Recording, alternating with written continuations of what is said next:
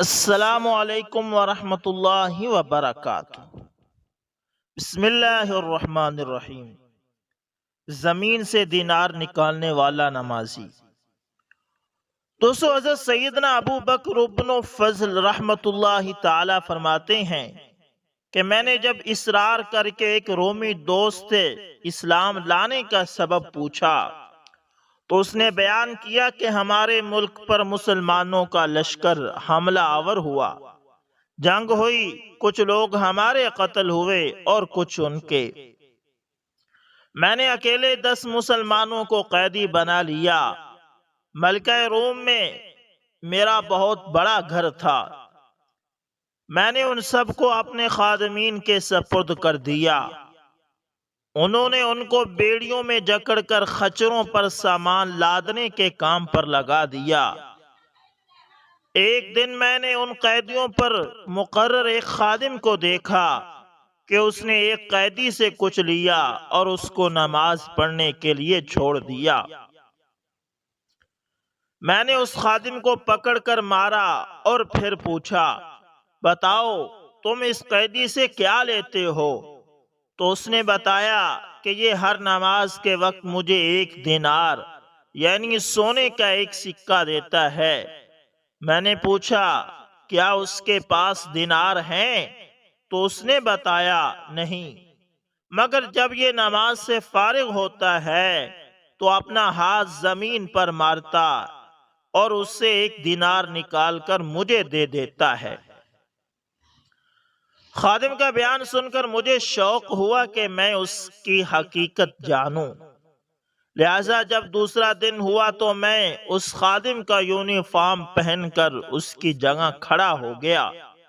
جب ظہر کا وقت ہوا تو اس نے مجھے اشارہ کیا کہ مجھے نماز پڑھنے دے دو تو میں تجھے 1 دینار دوں گا۔ میں نے کہا، میں 2 دینار سے کم نہیں لوں گا۔ اس نے کہا، ٹھیک ہے۔ میں نے اسے کھول دیا۔ اس نے نماز پڑھی۔ جب فارغ ہوا تو میں نے دیکھا کہ اس نے اپنا ہاتھ زمین پر مارا اور وہاں سے نئے 2 دینار نکال کر مجھے دے دیے۔ بقیہ نمازیں جب عصر کا وقت ہوا تو اس مرتبہ میری طرف اشارہ کیا۔ میں نے اسے اشارہ کیا کہ میں 5 دینار سے کم نہیں لوں گا۔ وہ اس نے مان لیا۔ پھر جب مغرب کا وقت ہوا تو اس نے اسی معمول مجھے اشارہ کیا۔ تو میں نے کہا، میں 10 دینار سے کم نہیں لوں گا۔ اس نے میری بات مان لی اور جب نماز سے فارغ ہوا تو زمین سے 10 دینار نکال کر مجھے دے دیے۔ اور پھر جب عشاء کی نماز کا وقت ہوا تو حسب عادت اس نے مجھے اشارہ کیا۔ میں نے کہا، میں 20 دینار سے کم نہیں لوں گا۔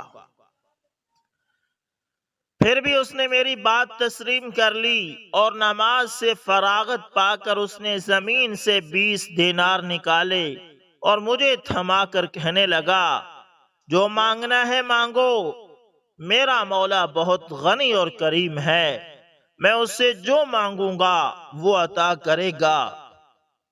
اس کا یہ معاملہ دیکھ کر مجھے یقین ہو گیا کہ یہ ولی اللہ ہے۔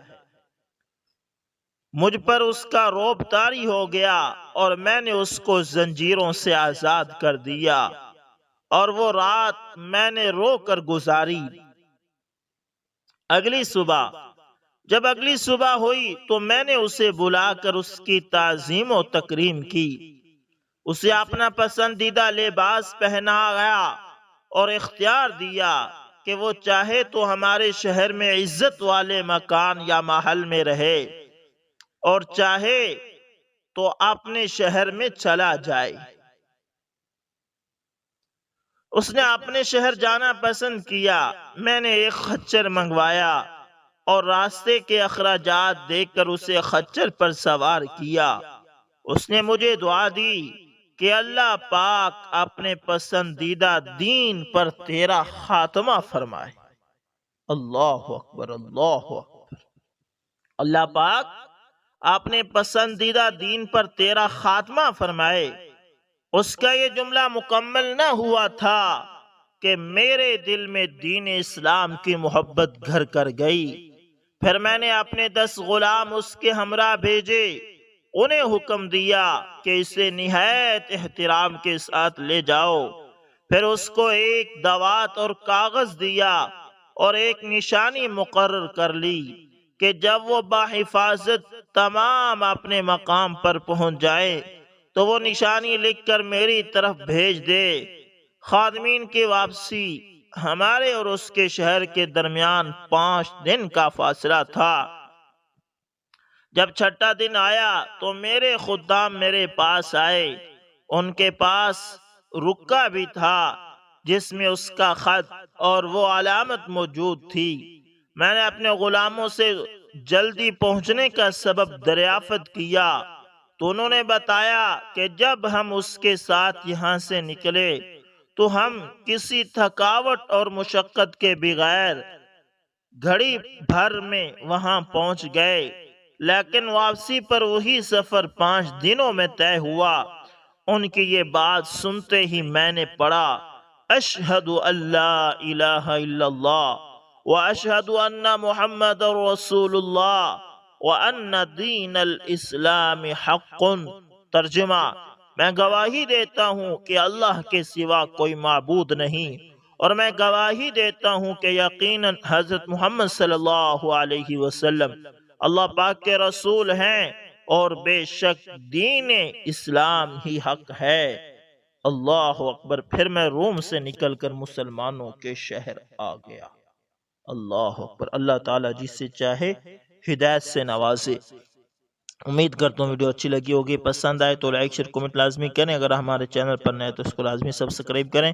ملتے ہیں کسی نیکسٹ اچھی سی ویڈیو کے اندر، تب تک کے لیے اللہ حافظ، جزاکم اللہ خیر۔